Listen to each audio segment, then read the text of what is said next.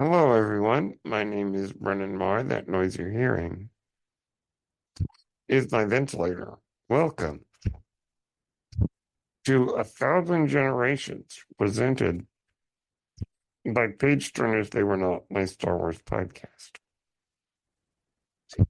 On A Thousand Generations,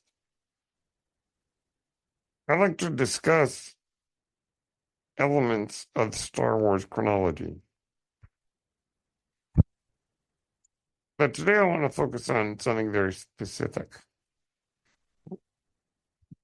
Let us cast our minds all the way back to 1977 when Star Wars was released. It was just called Star Wars then.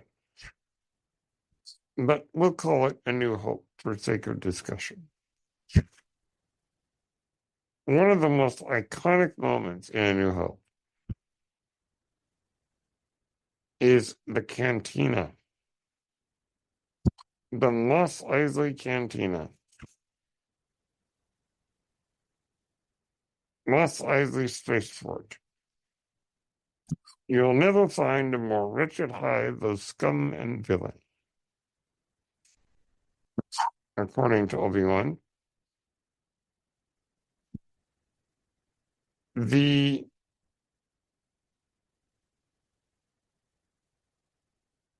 and we definitely see this hive of scum and villainy in the cantina. But what is it about this galactic watering hole that has so captured our imaginations? My dad, who saw A New Hope when it was first released, when he was 16 years old, said seeing that moment of the cantina was magical, absolutely magical. Um, because it really transported you into, as Obi-Wan would say, a larger world.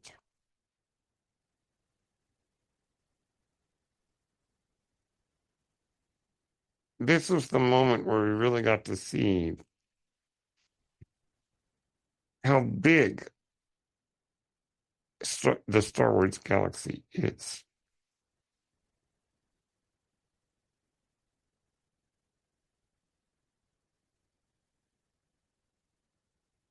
Um, I remember, I think it was the trailer for the original film that said, aliens from 1,000 worlds. We definitely got to see them in the cantina. Now, the cantina corresponds to a classic archetypal situation. It's the saloon. Many people have described Star Wars as a space western. Um, and it is in many ways. The cantina is one of those things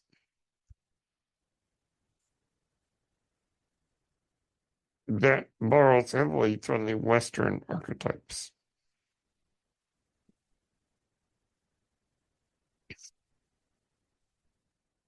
We've all seen the great Western films. Or, well, let me rephrase that. We've all seen Westerns. And the idea of the saloon in a Western is a staple of the Western.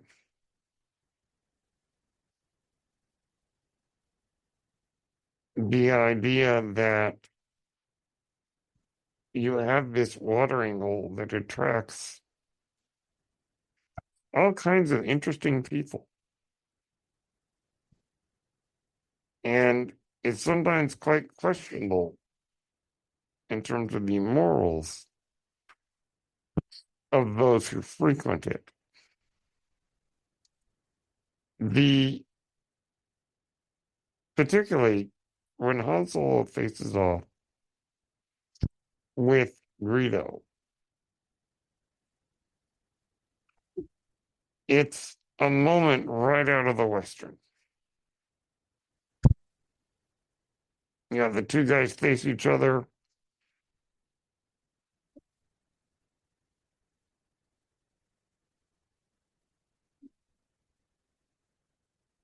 and one of them gets killed. And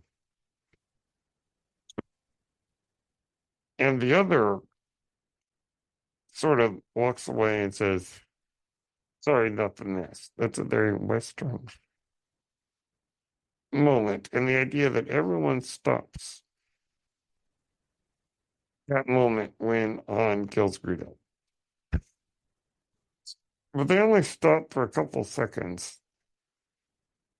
And then everyone goes about their business like nothing happened. These are definitely Western archetypes. Now, one of the elements of Star Wars that people love, and I love it too, is the underground, right? You go to the original trilogy, you've got the Empire and you've got the Rebels. But you also have the more seedy elements, the morally questionable elements, the pirates and smugglers and bounty hunters, crime bosses, the underworld. It's an idea that attracts people. It has a similar attraction in the way that mob movies do, the way the gangster films do. And the underground of Star Wars has given us some of the most fascinating characters, including Han Solo himself. Han is definitely the idea of the guy in the underworld who really is a good guy, deep down. Other examples in Star Wars of this kind of character of the underworld ne'er-do-well with a heart of gold. Han Solo, Hondo Ohnaka. Um, the list goes on and on. Lando Calrissian. Um,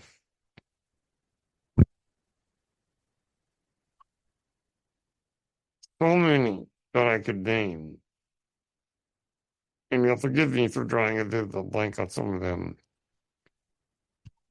Oh, Maz Kanata, of course. Um, even you could argue Dexter Jetster. And the list goes on of these ne'er-do-wells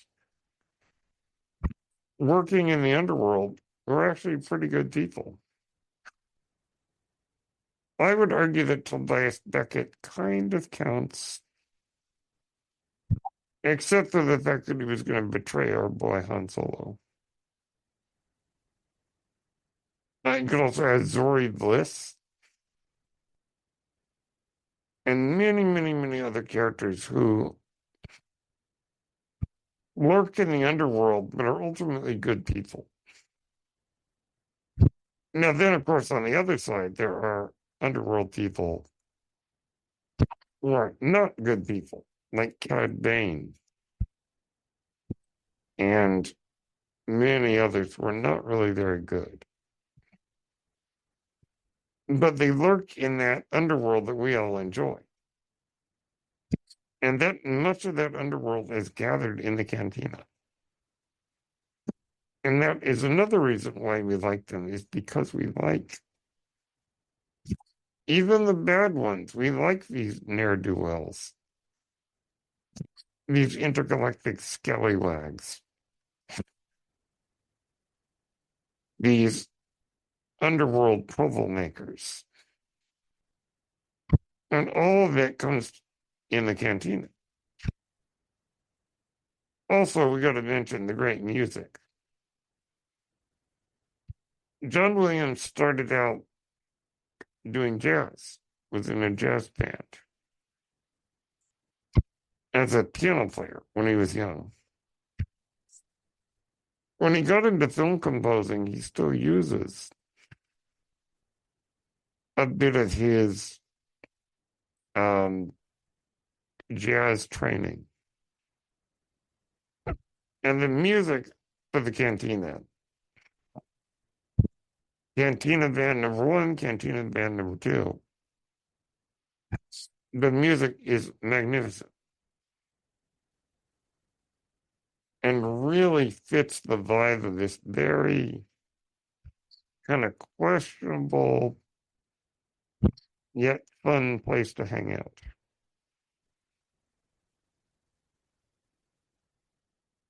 You also have a very Wuher, the bartender, really hates droids. Together, we don't serve their kind in here. Yet again, a very Western idea. Um, so the Western and the gangster film are represented in the cantina.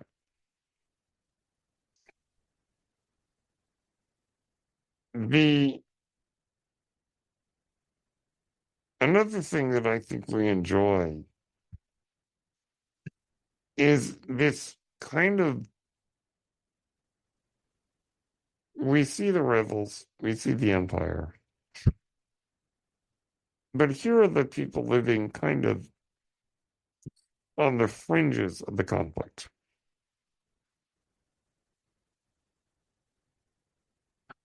And many of them, I don't think, care much one way or the other. Or at least they say they don't care. The apathy that some of these characters might show, even Han Solo, is reminiscent of another thing that I think the cantina connects to.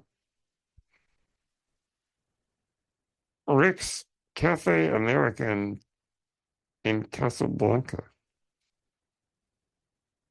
If you have not seen the 1943 film Casablanca,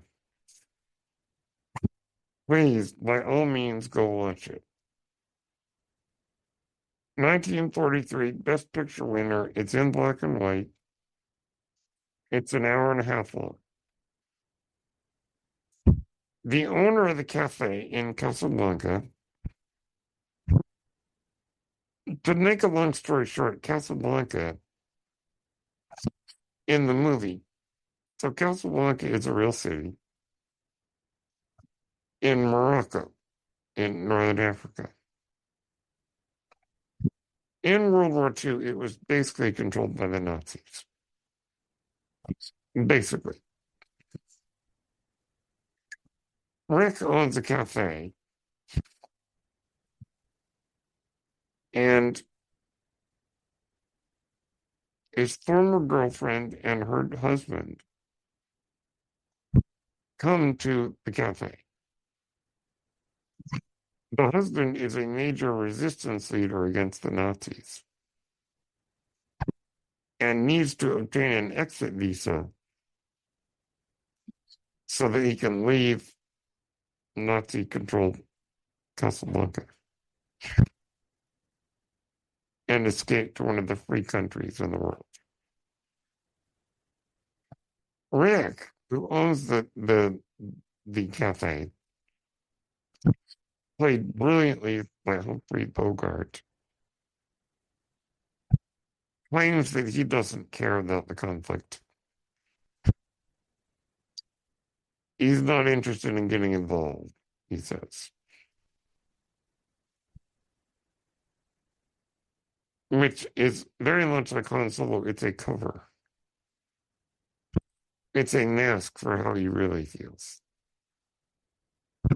but he puts on this cynical mask. So not only is the character comparable to Han Solo, but the cafe itself is similar to the cantina, where there are lots of shady people with underworld connections. There's also lots of people who go to the cafe to try to contact people who can help them escape. And that's essentially what Luke and Obi-Wan are doing, trying to find someone, in this case Han Solo, to get them out of there and where they need to go. It's very similar to what's going on in Rick's Cafe in Casablanca.